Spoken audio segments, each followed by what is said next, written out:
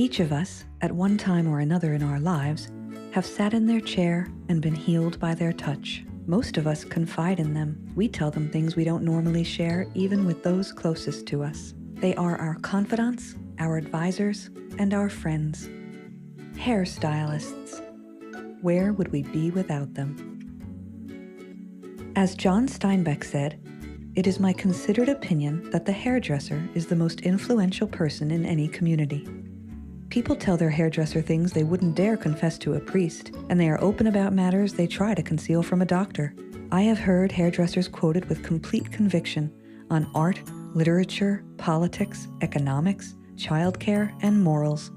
I tell you that a clever, thoughtful, ambitious hairdresser wields a power beyond the comprehension of most men. This is a story about the extraordinary relationship between hairstylists and their clients, and how that association impacts our lives. So why is it that we seem to trust and confide in our hairstylists so much? When you sit in their chair, something happens. It becomes a safe place where you are free to be yourself, because hairstylists see underneath the veneer that you present to the world. You can't hide anything from them, because they work so closely with you. When you are getting your hair washed, they touch and massage your scalp and you relax, thereby feeling at ease and taken care of in a way that is unequaled in any other relationship we have in our society, outside of our own families. They give comfort and often ease some of the burdens of life that we carry with us. They provide us a safe haven, and we can melt away and heal. Constance has been a confidant and friend to her clients for the last 25 years. She has often provided them comfort and advice, resulting in a closeness that affords her clients a safe place to talk about their issues. We know a lot of things about people that their husbands don't know, their children don't know, their best friends don't know. They tell us stuff about their best friends that they could never say to them. My name is Constance Kronja. I've been living in Santa Barbara for over 35 years. I got an internship at a European salon in Montecito. I went to work with Sebastian International as a platform artist, and I was still working in Santa Barbara doing makeup, whatever I could do to survive, because I was taking care of myself. And I've told her things I haven't told anybody else, because I know it stays with her. You know, my name is Susie Bodine, and I grew up in New York City. There's something about Constance that you can feel at ease and comfortable and safe with her, because you know it doesn't get passed on from there. We wear many hats. I mean, you're a therapist, image consultant, financial consultant, counselor, friend, sister, brother, mother, voice of reason, devil's advocate, sometimes even nemesis. This is Zoe. She has been providing hair therapy for years. Along the way, she has gleaned a lot of wisdom from her clients, and in return, she has provided them with her warmth and her healing touch. My name is Zoe Jones. I've worked here as a hair designer, colorist, makeup artist for nearly 20 years. I've had some relationships with my clients that I've been closer to than in my own family. And for that reason, I've kept that, I've cultivated that closeness, and it goes beyond the chair. Jennifer is a wig specialist. She works with many different kinds of people. Her openness and love is obvious the minute you enter her shop. She immediately knows how to approach each client in the individual ways required when working with people with different needs. My name is Jennifer Jones, and I live in Camarillo, California. I'm a cosmetologist at Kimberly's Wigs and Hair Pieces. I was born and raised in Boston, and my whole family is back there. So I'm the only one out here trying to do what I love to do, which is hair. I know more than mothers and best friends know. And I take it to the heart, and I appreciate them sharing it with me and trusting me with such personal stuff. But, that's the trust that you have with someone in your chair. Ryan grew up in a salon. His mother is a hairstylist, and he eventually realized that it was his calling too. Ryan provides his clients with a calming sense of peace and is able to provide healing that only hairstylists can offer. My name's Ryan Defoe, and I was born in Santa Barbara. I was raised in a salon, and so I was very familiar with the environment. My mom's a hairstylist, so I never really thought about it until I got out of school, and then it kind of came to me, and she said, maybe you should try it out. So I thought, why not? And if it worked, it worked. If not, it didn't. If you do get somebody in your chair that has some issues that they want to bring up or work out or whatever, or get off their chest, most of the time you're just there for them. My name's Lynette Gaona, and I was born in Santa Barbara, and I grew up here, and this is where I raised my kids, and I love it here. The person that cut my hair before wasn't there anymore, and so they said there's this guy, Ryan, that could, had an opening right then, because I tend to just want to get my hair cut and then walk right into the salon. I said, well, can he cut curly hair? And they said, oh yeah, he can cut curly hair. And then he walked around the corner and he had curly hair. So I knew that he was gonna be great. Lynette and I met about 6 years ago. She mentioned that she is a music teacher and vocal lessons, and I was into music at the time, and I still am. And we pretty much hit it off, and I started taking some lessons from her. It all evolved from there, and she's taken me some really cool places and got me to feel confident to be on a stage or sing in front of somebody, anybody really. And so we've worked really well together over the years. Well, it's been really cool because we developed the relationship into music, and so that's been really special. And I just trust him with my hair, and I mean, when you're a woman, you want to feel good about yourself. Let's take a moment to consider the importance of hair therapy throughout the ages. The oldest known production of hair braiding goes back about 30,000 years. The Venus of Wildendorf is from the Paleolithic age, while the Venus of Brassenpui is dated back about 25,000 years, and clearly shows hairstyling was happening even then. In ancient civilizations, women's hair was often intricately styled. This is a 1st century sculpture of a young Roman woman with an elaborate hairstyle. When Pope Alexander III forbade the clergy from shedding blood, barbers were often enlisted to assist the monks and priests during surgical procedures. They performed bloodletting and minor surgery, administered herbs, and later even pulled teeth. The barber pole, with its classic red and white stripes, still symbolizes this practice today. The red represents blood, and the white represents the bandages used to bind up the patient. Skipping ahead to the 16th through the 19th centuries, European women's hair became more visible and elaborate, and their hairstyles began to include ornamentation, such as flowers, ostrich plumes, ropes of pearls, jewels, and ribbons. Shortly after the First World War, shorter hairstyles began to emerge. The bob made its first appearance during this time, and was one of the more popular cuts of the day. Since the 1970s, women have worn their hair more natural, and there is much more variety today. Lisa was traumatized when she was younger and accepted into an engineering school that had a strict dress code. She was forced to cut her long hair, and that experience and the consequent emotions she felt have followed her for all of her life. When I was 19, I went to Northrop Institute of Technology, which at the time the school had a dress code. And you weren't allowed to have hair over your ears or over your collar. And I had hair that was, if I pulled it forward, which would be right about to here, it was part of my identity. I mean, I just, it was me. It was part of my body. I didn't feel like I should cut it. Even today, I still remember what it was like having a guy cut my hair. It was in a barber shop, I think I don't think, I know I was in a state of trauma for a while.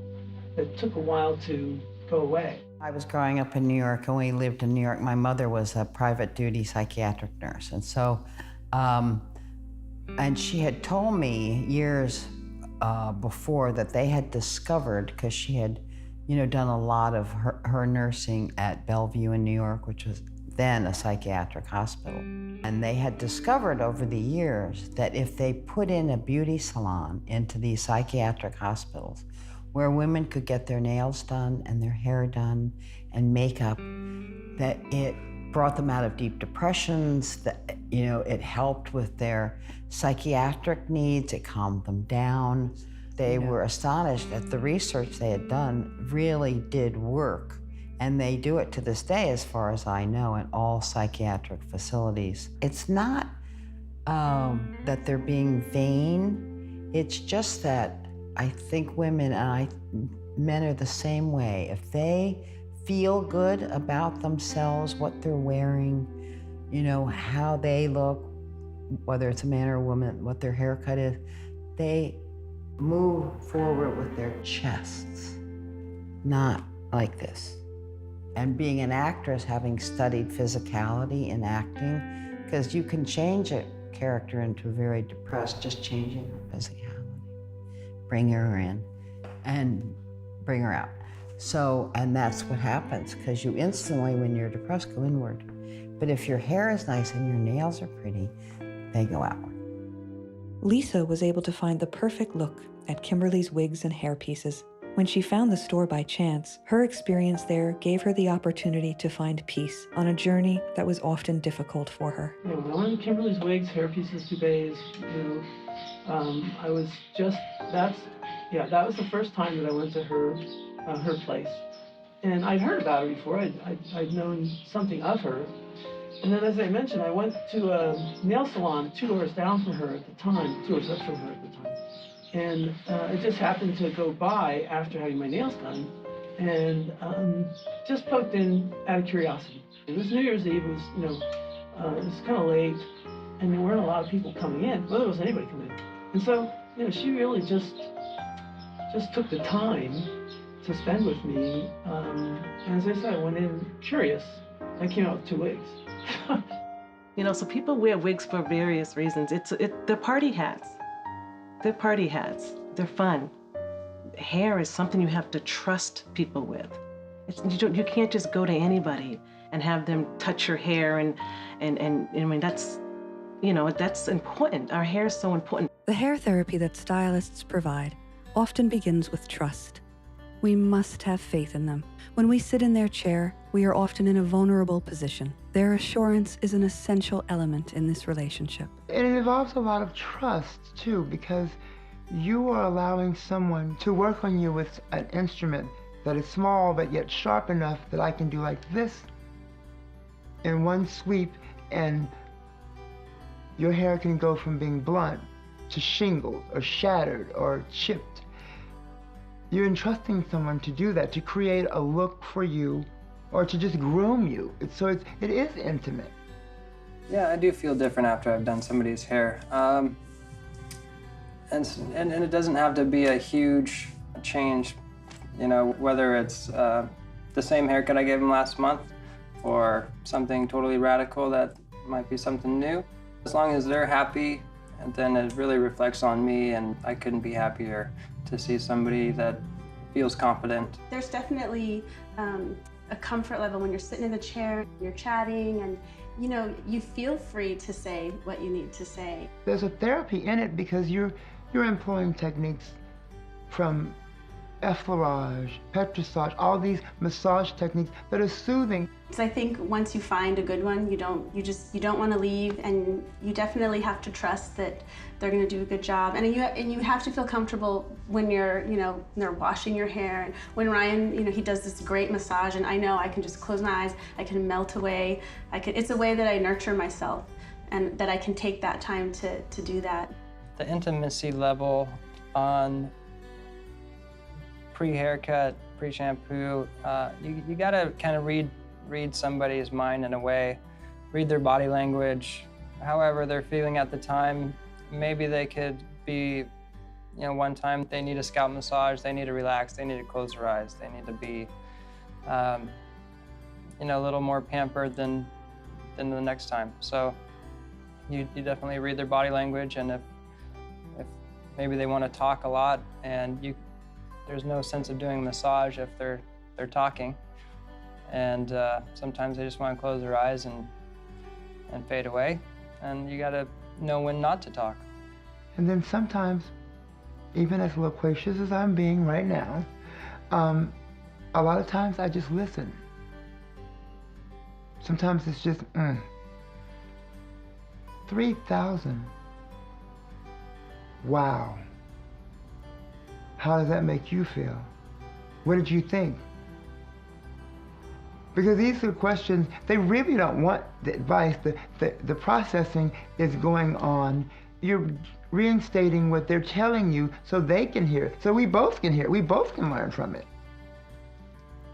You don't have to put your hand on a hot coal to know that it's hot. It will burn you. So I've learned from their mistakes, and I mean, that's a wisdom you can't buy. Well, I trust her.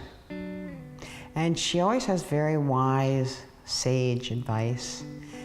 And she looks at things differently than I do, so she's very calm.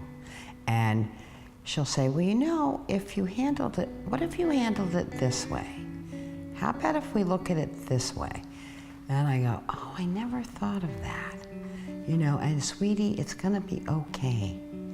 You know, whatever's going on, she'll say, it's gonna turn out okay, it'll be fine. You never know how little you know until you learn something. And the mind is like a parachute. It only works when it's open.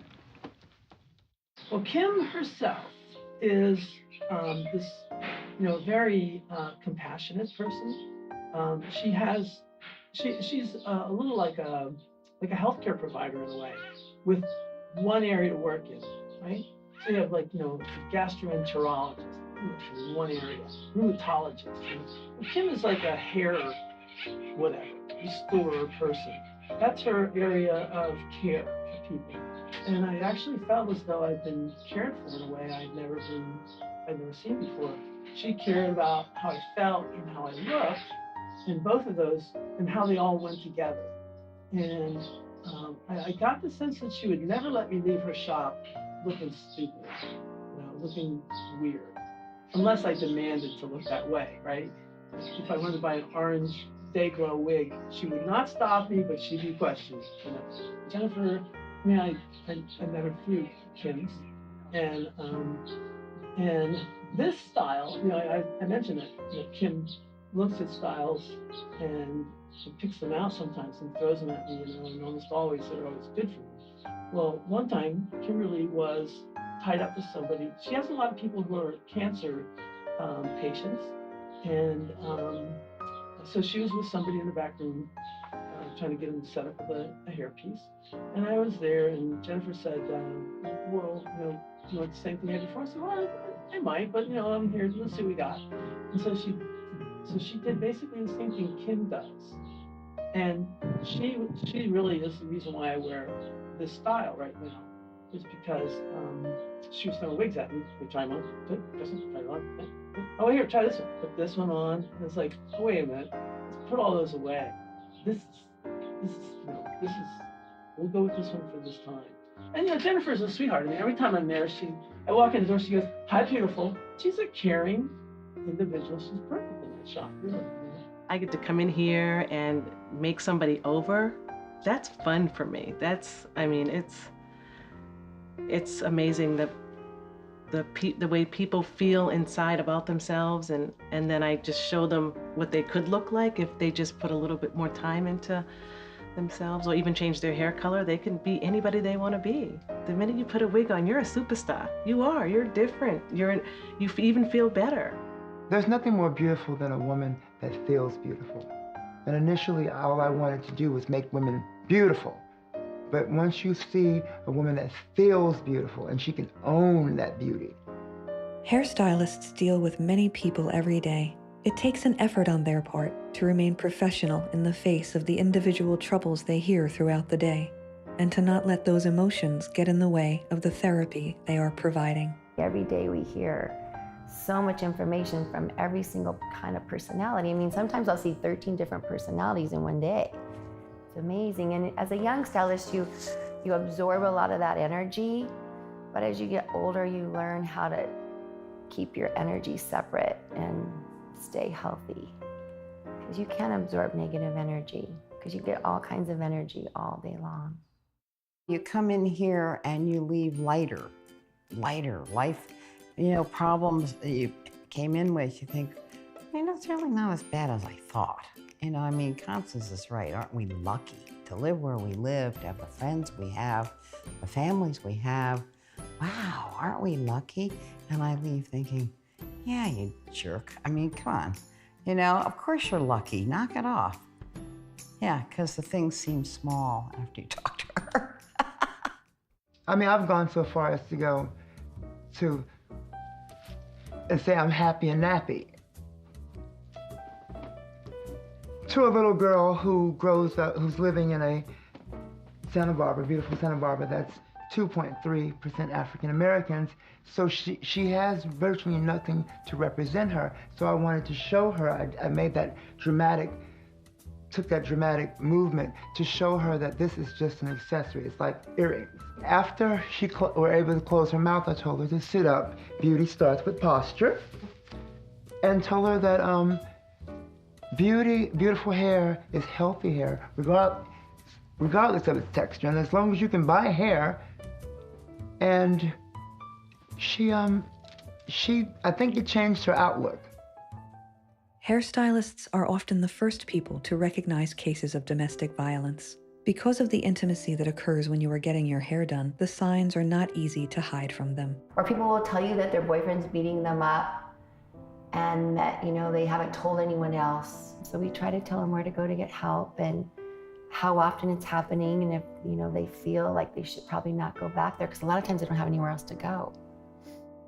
Sometimes you hear about things that happen in the childhood that are not even as an immediate situation, that just you hearing it, you have to maintain your bearing to not interrupt that process again and take it on, because you cry for that, for that wounding that people dealt with in their childhood. People are always making the references of it because, and sitting in the chair, they're always reminded of life being a loss a lot of times. You know, there's like, I lost my childhood. First you lose your childhood, then your youth, then life itself. And I'm like, but the good thing about it is you can laugh and you have today. So seize it. I know I make people feel better. I don't have the education that a therapist has. I have a lot of clients who are therapists. So I get to ask them questions about things that are maybe going on with other clients that they can help me share with my clients. So I don't feel I have the education, but I feel like I do. I have worked with so many people in the past that I can give guidance, because I've been doing it for so many years. They confess. You're told of things, you're told more than you ever even want to know, than you're even equipped to know. So a lot of times all you can do is maintain your professionalism to give them the quality of hair care therapy. A hairstylist association with their clients transcends most other occupations in that clients often share personal problems with them, and in some cases prefer the stylist's advice over that of their therapist. What I find with a lot of my Caucasian clients, I've said to them, you feel like, I think white women feel like you have to be perfect. I said, there's nothing wrong with you, but you're thinking. I'm like, you're perfect now. Now you can accept the fact that we come in like bottles, a lot of shapes, colors, textures, labels. But labels basically belong on things like bottles and cans, not to be imprinted in your mind. And then women will talk to me about divorcing their husbands or leaving them, and I try to always talk them into staying together. You've heard that cliche, only her hairdresser knows for sure. They're not just talking about hair color.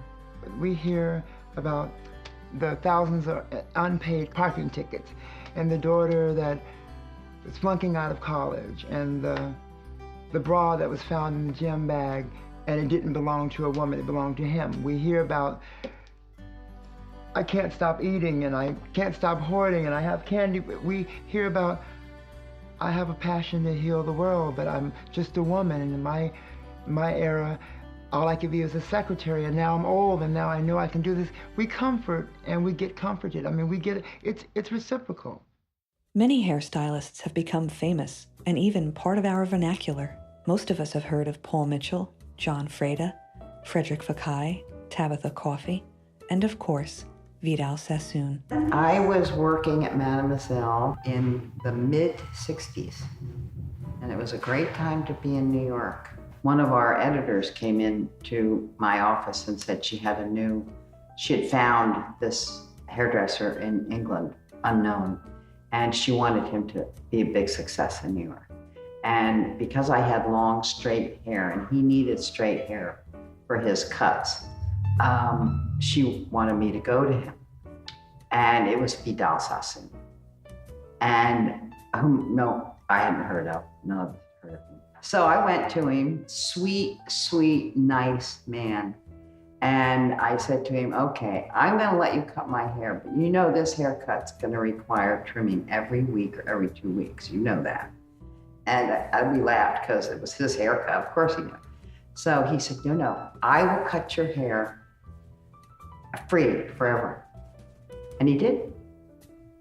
Until I said, I don't want to do this cut anymore, and I'm gonna let my hair grow.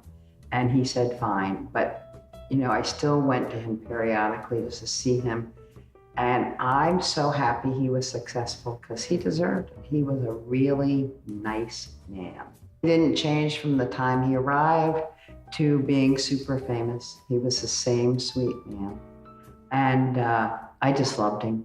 When Lisa was younger and still in the process of finding out who she was, she found comfort from Uba's Fashions. This was a store in Los Angeles that provided women's clothes to men. It was here that Lisa had her first experience in seeing herself as the woman she always knew she was. When I was 19, I was in LA. I found this place called Uba's House of Fashions, Uba's Boutique.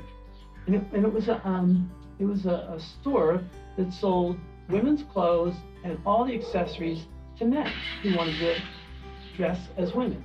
And they were so sweet, so helping, so they just knew it was okay. Where I came from a world where it was not okay. So then they said, well, take a look at yourself. And I was not prepared. I was not prepared for what I saw when I turned, because what occurred to me was that was me. I mean, when I looked at myself that way, when I looked at myself in this dress with this hair on and this makeup and everything, I mean, I was like a girl. And I thought, oh, that's right, I am a girl. That is me. That is so me. For all of the times hairstylists have been there for their patrons, there are times when their clients are there for them. In one such circumstance, Constance's life was turned upside down, and it was her clients who were there for her the most. My husband and I were at a barbecue, and within a minute and a half, he died. He choked. And that was on a Sunday, and I called my daughter and told her what had happened. And I had a lot of people surrounding me that night. Oh, it was a nightmare because our husbands became very, very close friends. And the four of us were close friends. And her husband, Ivan, was very fabulous, a special man. And when she called me that night, I was not very helpful to her immediately. I screamed, what? No. And I was supposed to be soothing her, and I can't take it in. And I just melted with sorrow for her. And that morning I had clients on my schedule, and I needed to go be with them because I feel like they were there for me. They knew my husband, they knew who he was, they knew everything about us because I had shared with them about him. So I continued to work. I didn't take any time off. I continued to go to work every day and had to go through the story with every single client I saw. And it was, for me, it was a real healing process because the more I talked about it, the better I felt. And I felt like I was getting through it in some unusual way. And I knew there wasn't anything I could do. I couldn't bring him back. I couldn't help her. I was there for her. But it did help me. And I mean, this is a small community, and I would see people out, you know, that didn't know, and I'd have to share. Even this morning, a year later, I still saw someone at the yoga studio who didn't know. And so it's shocking for people. Sometimes the need for a haircut arises when you are not at home or your hairstylist is away. Then you make the decision to go to someone else, and it doesn't always turn out the way you had hoped. I call Constance and I say, I have to get into you immediately. And that will only happen when I'm away. And I've been away a long time and I need a cut, and I go somewhere and they cut my hair and color it because I'm desperate, because it starts to go gray and I'm looking my age and I can't have that. So I come home and I call her, I say, I have to get into you immediately. They have destroyed me. It is true that we expect a lot from our hairstylists. We want them to alter our appearance in such a way that our lives will be changed forever, and that is one tall order. For instance, I would like to have this hairstyle that's sophisticated and very styled, but very unassuming and very not overly organized. And I want it to look sexy, but very effortless. And can you make me look tall, but yet short? And can you be done by 4? You know? So this is a comb, not a magic wand. This is not fast food hair. A lot of times people say, I want to look completely different, but I don't want to cut my hair. That's what we hear a lot in this industry. Make me look completely new, but don't do anything to my hair. I had a client come in. One day she decided she was going to come in and get some extensions put in, And so, I was all for it. She sat down, and the whole time she's in my chair, she didn't say 2 words to me. She just slapped a picture on the mirror and said, this is what I want to look like. I'm thinking, oh, I'm not a miracle worker, but I could do something. And so I, put the piece on and everything. And, the whole time she's on her phone, she didn't say she didn't like this. She didn't say she didn't like that. It took me about 3 hours. She looked in the mirror. She said, I can't wear this. I had to take it out. I said, okay, now what would you like me to do? And she said, this. Again, she's back on her phone and she's not paying attention. And she looked in the mirror again. She said, you know what? I can't do this. I said, I just spent 5 hours on your hair. She said, but you know what? I can't do this. I had to take all the hair out, and I still charged her the $700 because I had to charge her for my work and all the hair that we wasted. You can't reuse that hair. Everything goes in the trash. People who are lonely, or those who live by themselves, often benefit from seeing their hairstylists. A study from the University of California, Berkeley, cites the work of neurologist Edmund Ross, who found that physical touch activates the brain's orbitofrontal cortex, linked to feelings of reward and compassion. According to the study, a simple touch can trigger the release of oxytocin, the love hormone. We're starved for touch. It gets confused, it gets adulterated, it gets made nasty. Touch that we're afraid to touch. We get so politically correct, but I touch. As we've seen, hair therapy comes in many forms. For some people, like Lisa, becoming a woman was a process, one that did not happen overnight. Her experience with wig stylists was one of the important aspects that she needed to help her become the person she was always meant to be. And there's a number of factors that came in that were the impetus for me to transition from male to female. I found in a book written by Deidre McCloskey called Passing that was very influential for me. And one of the things in that book was pictures of before and after surgery with Dr. Doug Osterhout. So as soon as I saw that, I thought, I gotta have that. That's what I gotta have done.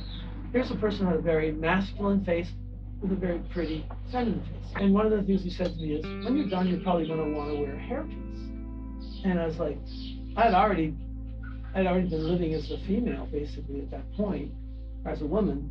Though I always say I had to get through a long girl period to get to be a woman. I had to figure out where a woman was because I really didn't know. I only knew that I was a girl. I didn't know what it was like to live and be a woman. That's another thing. You don't just be a woman. I've seen people come in and, not to sound cliche, but the word processing, it changes, in most cases, is not an event. It's a process. Becoming a woman is a process. You groomed, your name is picked out, what colors you're gonna wear, how to sit, how to talk, how to walk. But when you go to a hairdresser, you and the person you trust to work on you get to decide that. No, I think the sense of that pleasurable response, seeing myself and saying, yeah, that really is what I see in me. That's the person I'm looking for whenever I look in the mirror. I never see her. There she is. That definitely was that sense of balm, that salve on that emotional wound of coming in and not being able to get what I thought I was going to get. Negotiate this deal where I could go without having my hair cut again. And then the actual act of having my hair cut, which is so barbaric in my mind, that then to have this happen, it's like, okay, that happened, baby. That was painful. That was an emotional wreckage. But we have this. And this is so sweet. This feels so good that some of that can fall away now. Because we can come here and we'll have this. We have that. Here's some collars. Come over here and they'll show you who you think you are. So that was a big point. One of the more challenging things that hairstylists deal with is helping those clients diagnosed with cancer. They often help them through the process of losing their hair. And while it is sometimes a difficult thing for them to share with their clients, it is also one of the more rewarding aspects of their profession. We watch the process of them losing their hair, and as it starts to fall out, they're gonna lose it. And so they come in and we have a process that we do. We shave their heads and then they bring their wigs and we make the wigs work for them. And sometimes they don't want people to know that they have cancer, so we try to make it as comfortable as possible. My name is Myra Segura, and I am from Las Vegas. I have a husband, his name is Robert, and he was born and raised here in Santa Barbara, and I have 3 girls, Talisa, Isabel, and Dariana. I was diagnosed with breast cancer, stage 1. It was right underneath stage 2. I initially went to the doctor because Robert felt a lump as he was being a little pervert walking by me on the couch, and I kind of just brushed it off, so I didn't really pay much attention to it. But ultimately, he did save my life, because had he not felt it, I wouldn't have checked for it myself until maybe my next appointment with my doctor. I had just had my annual physical too, and she didn't feel anything. Locks of Love is a public, nonprofit organization that provides hair pieces to financially disadvantaged children who are suffering from long-term medical hair loss from any diagnosis. It was a little girl who inspired me. She was diagnosed with leukemia, and she was about 10 years old, just a little angel. She had no fear. Her mother was more sad than she was. Her mom brought her in, and we fit her for a wig. And we shaved her head, and she wanted to donate her hair to Lock of Loves. And most people, we shave their head and we put it in a box, and then later on they make a wig out of it, but she wanted to donate it. She knew that her hair was going to grow back. And she just, I don't know, she was just amazing to me. She survived, and her hair grew back, and she is just a little angel. It's precious. I've done clients when I know that was going to be their last session. I've had families to ask me if I could come and at least look at what was done to them to make sure she looked right, to give an okay, because it was too poignant to see them that way. I wanted to remember them. But when I went to the biopsy, I wasn't scared. I kind of was still in denial, thinking to myself, it's nothing. Cancer doesn't run in my family at all whatsoever, so I wasn't expecting them to say it's something serious. Actually, she told me, and I said, it's positive for what? After she said it came back positive, I was like, it's positive for what? And she said, breast cancer. I said, what? Are you sure? And she was like, yeah, it's positive for breast cancer. And I don't really remember much after that, because I kind of lost it. The doors, I had to close my office. It was surreal. I didn't really know what to do. My boss, of course, came in, and she was like, are you okay? Do I need to drive you home? I said, nope, I'm good. I'm just gonna cry it out for a little bit and I'm gonna get myself together and I'm gonna go home. And she said, okay. And then on my way home, I had to call Robert. Yeah, and the first thing I told him was, obviously, it came back positive. And then I said, I don't want to lose my hair.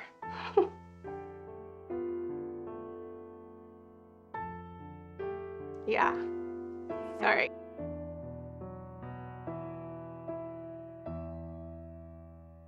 Well, because it's the first thing people, you know, the outside is the first thing people see. So, and that's always kind of been worried about what people think. So I didn't want people to be like, well, what's wrong with her, you know? It was coming out in chunks. And so I decided, well, if it's gonna come out, it's gonna be on my terms. And so that's why my husband was like, are you sure this is what you want? I said, yep. And I said, either you do it or I go and I get it done. So what do you want to do? He goes, nope, I want to do it. It was hard. I mean, I didn't want to, you know, lose control of my emotions because the girls were all home. My kids were all there. And then I could tell that it was hard for Robert. I could tell in his demeanor how he wasn't feeling it. And he kept asking, are you sure this is what you want? And so I said, yep, I am positive. So I started to record because I wanted to document it for myself, my journey.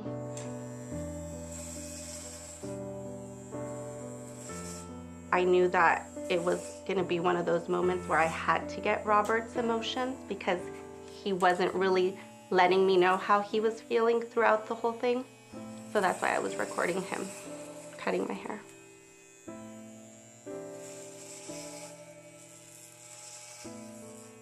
I was not feeling pretty. I actually ended up doing because I didn't have my makeup on, I ended up doing my makeup and then I took a picture and then I posted it on Facebook.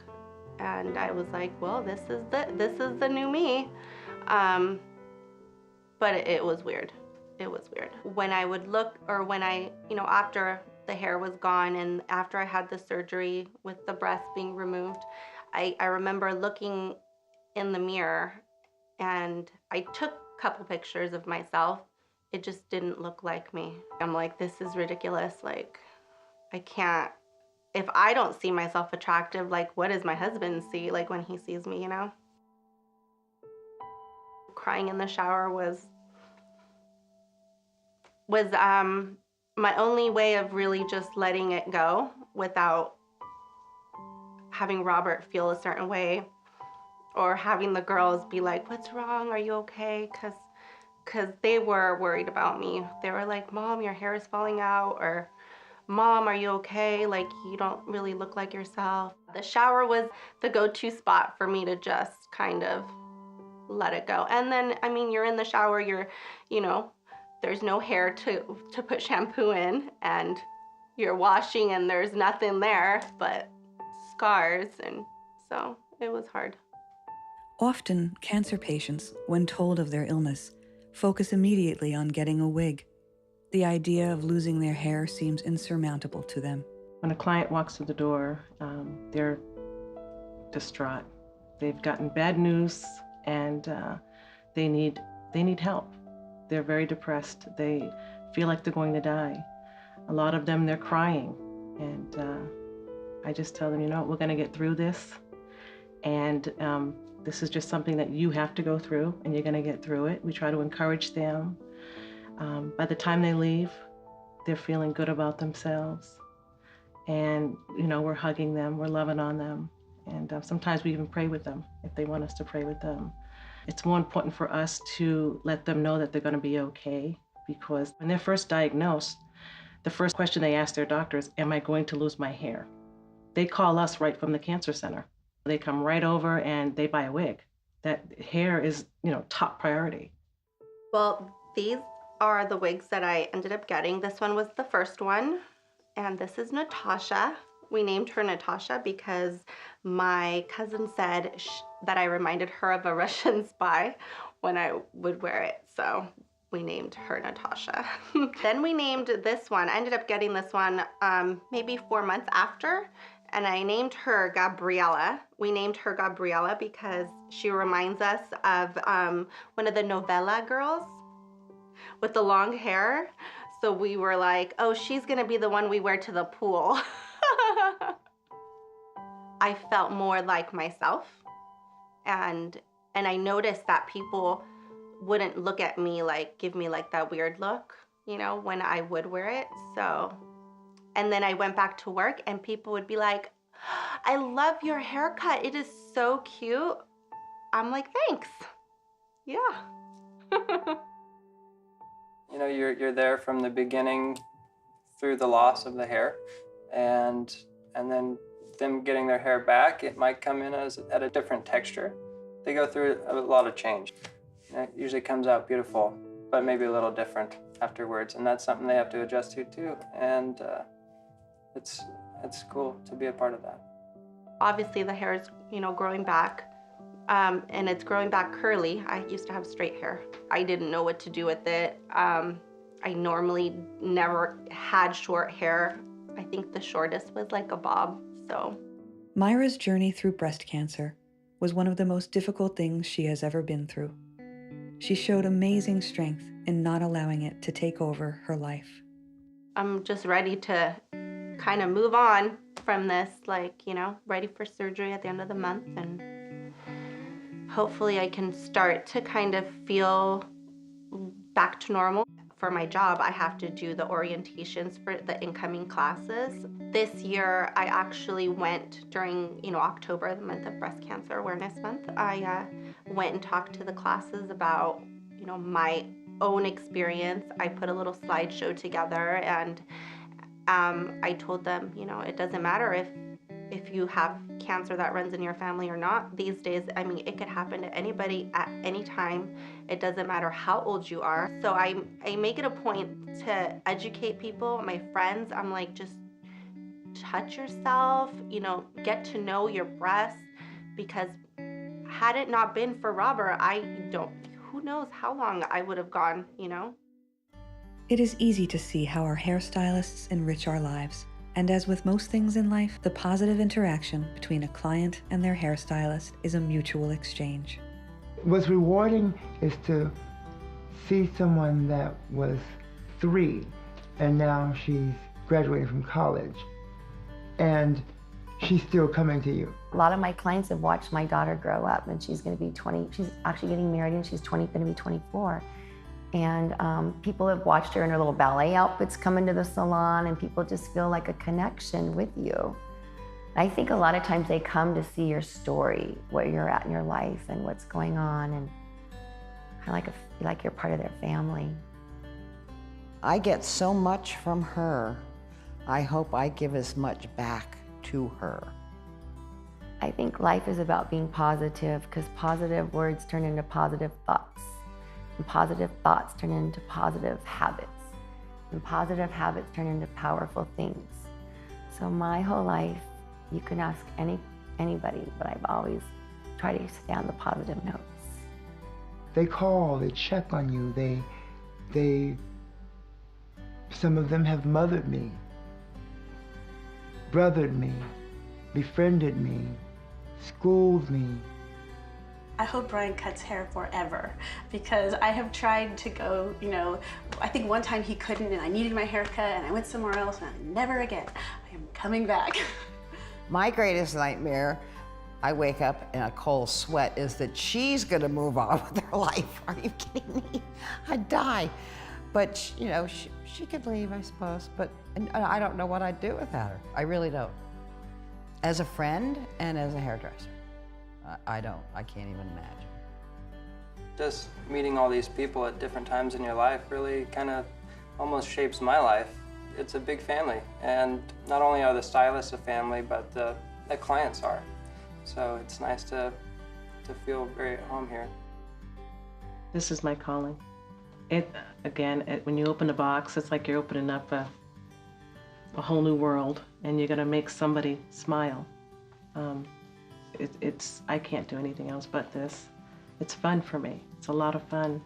You know, my clients are also therapists, but me too. Sometimes I feel like I should pay them. They come in because they've dealt with their life and it's an exchange. It's a beautiful connection. My clients are like my family. I truly appreciate every single person whose life I've touched because they've also touched mine.